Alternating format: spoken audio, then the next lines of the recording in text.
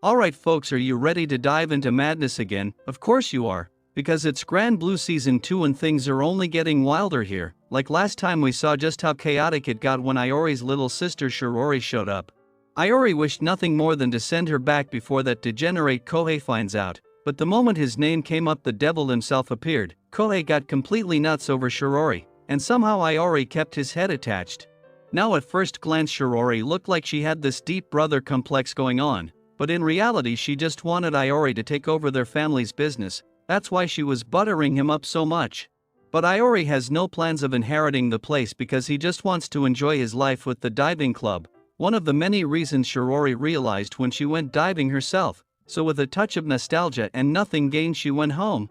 But of course the insanity doesn't stop there because now it shifts to the others. While Iori and Chisa went to drop Shirori at the train station, Kohei and Keiki were left alone in their own little dream world.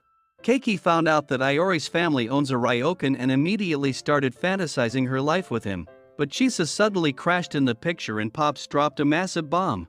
That even though Iori and Chisa aren't blood related, nothing will happen like Keiki was dreaming about. That hit like a truck because the only thing holding back Keiki's assumptions was that blood tie, and now that was gone. So when Iori and Chisa came back, Keiki was already spiraling. Chisa double-checked the whole thing herself and yep, it was real. So Iori took a peek too and now both decided it is best to escape to a cafe to kill some time because dealing with a drunk Keiki is just asking for trouble.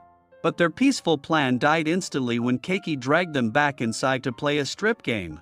See, earlier Keiki had gotten all worked up thinking Iori and Chisa might have already hooked up now that the blood relation barrier is gone, and even though it sounds absurd she wanted to confirm their real feelings. Kohei has always believed Keiki's ridiculous words, so together they came up with this plan, get everyone drunk so the truth spills out naturally, but Chisa caught on that Keiki wasn't drinking so something was off. Keiki tried to make excuses but she can't fool Chisa. Iori however agreed to play along, but only if Keiki drank without her decorative gear, because without it she can't even take a single shot. But to everyone's surprise she agreed, which meant she was definitely up to something. She signaled Kohei to take over and he jumped in, steering the topic to a romance game he played.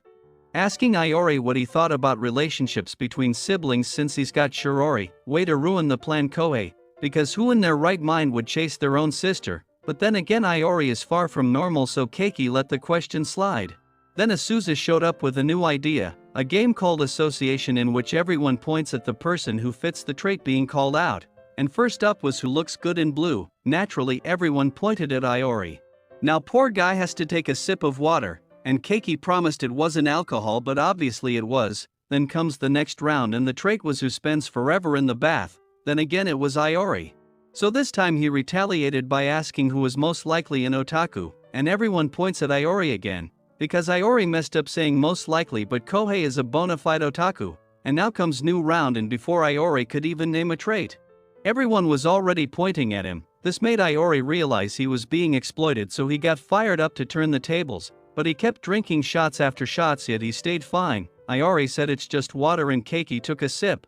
But Iori had been pretending to drink all along, so Keiki lost it. Now Iori bailed out and finally cleared up that his father was adopted, which is why he and Chisa aren't blood related, but still he sees Chisa and Nanika as friends and nothing more. But in a dumb move Iori admitted Nanika is undeniably hot and she heard it. Then she stormed off to make a phone call, and Asuza told Nanika to relax since boys his age are like that. Then later, Keiki got a fever after falling asleep in her swimsuit, and Chisa got stuck to care for her, meaning Iori and Nanika were alone. Nanika kept her distance from the pervert, so Iori tried to smooth things over.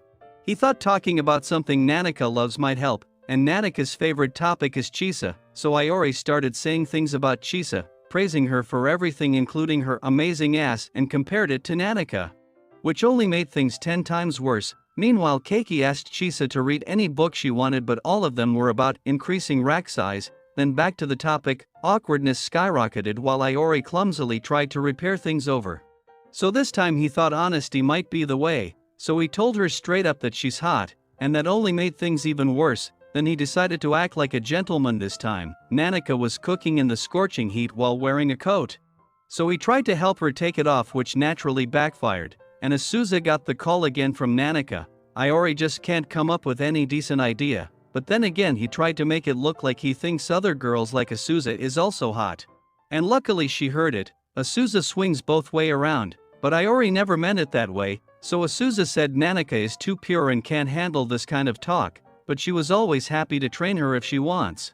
So Iori took her aside first and asked for help, but instead she suggested a bold plan: drink and they could just jump on Nanika. Iori flat out refused, and said he sees Nanika like a big sister, so that would never happen. Asuza approved and revealed she had Nanika listening to the whole thing, and finally it cleared up the misunderstanding. Afterwards they all went drinking at Taki's place, where Iori genuinely thanked Asuza. She told him making progress in relationships that is perfect is tough, and warned him not to waste his chances. The four of them looked like a group who had been through a lot together to get this close. And as the night ended, Chisa had to head home too. Keiki offered her one of her guides, and Chisa resisted yet still ended up taking one with her. And right there episode 3 ends, but stay tuned to find out what more mysteries unravels in the Lord of Mysteries. Until then, take care.